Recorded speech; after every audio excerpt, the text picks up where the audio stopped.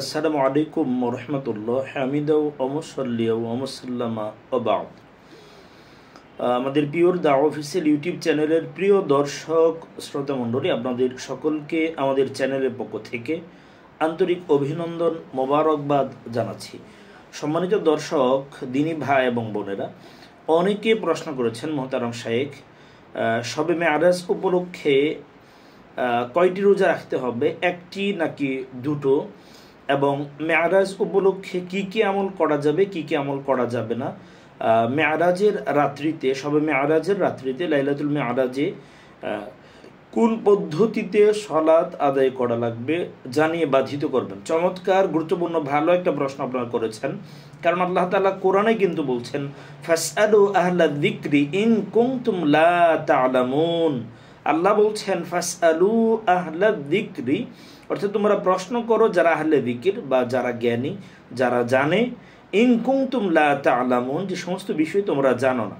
প্রশ্ন করেছেন, অবশ্যই আপনার প্রশ্নের যথাযথ জবাব দেওয়ার আমরা চেষ্টা করবো ইনশাআল্লাহ বিজনিল্লাহ। প্রথমত কথা হচ্ছে, দিনী ভাই এবং বোনেরা, আপনাদের জ্ঞাতার্থে আমরা প্রথমে যে কথাটা বলবো, দেখেন, রাসূলুল্লাহ সাল্লাল্লাহু আলাইহি সাল্লামের জীবনে গুরুত্বপূর্ণ একটা অংশে গুরুত্বপূর্ণ একটা মিরাকেল একটা ঘটনা ঘটেছে। সেটা হচ্ছে ঊর্ধ্ব জগতে গমন, অর্থাৎ মেয়ারাজ, ইসরা এবং মেয়ারাজ। এই দুটো ঘটনা রাসূল সাল্লাল্লাহু আলাইহি সাল্লামের জীবনে ঘটেছে। এটা আমাদের আকীদা, এটা আমাদের ঈমান, এটা আমরা নিঃসন্দেহে এটা আমরা বিশ্বাস করি দিনী ভাই এবং বোনেরা। কিন্তু রাসূলুল্লাহ সাল্লাল্লাহু আলাইহি সাল্লামের মেয়ারাজ কোন রাত্রিতে হয়েছিল, এটা কি রজব মাসে হয়েছিল নাকি অন্য কোনো মাসে, এ ব্যাপারে অনেক ধরনের মতামত পাওয়া যায়। কিন্তু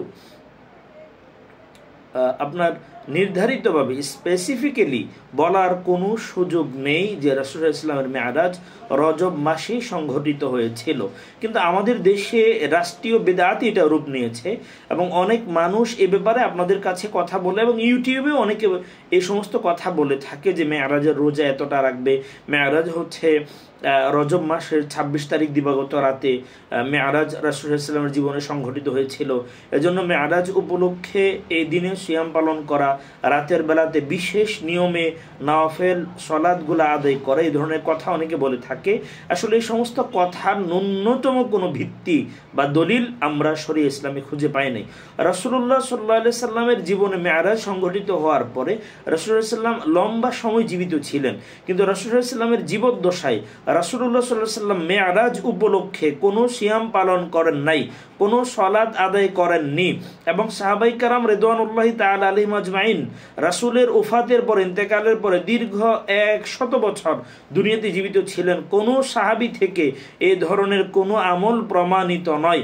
অতএব মেয়ারাজ উপলক্ষে কোনো ধরনের সিয়াম নেই, রোজা নেই, রাখার কোনো প্রয়োজন নেই।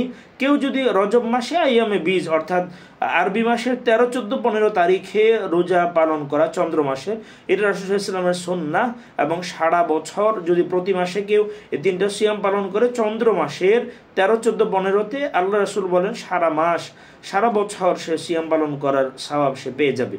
এখন কোনো মানুষ যদি রজব মাসে এটা সুন্নাহ মনে করে 13, 14, 15 চাঁদ হিসাব করে যদি সিয়াম পালন করে, এটা কোনো সমস্যা নেই। কিন্তু রজব মাসে শবে মেয়ারাজ উপলক্ষে কোনো ধরনের সিয়াম পালন করা শরিয়া সম্মত নয়। এটা স্পষ্ট বিদআত, এবং কোনো নিয়মে, কোনো পদ্ধতিতে, কোনো ধরনের বিশেষ সালাত আদায়ের কোনো দলিল পাওয়া যায় না। কেউ যদি এটা করে স্পষ্ট বিদআত হবে, এর সাথে ইসলামের কোরআন সুন্নাহর ন্যূনতম মিল খুঁজে পাওয়া যায় না। আল্লাহ তাআলা আমাদেরকে যাবতীয় বিদআত কর্ম থেকে আল্লাহ তাআলা আমাদের বেঁচে থাকার তৌফিক দান করুন, আমিন। আসসালামু আলাইকুম ওয়া রাহমাতুল্লাহ।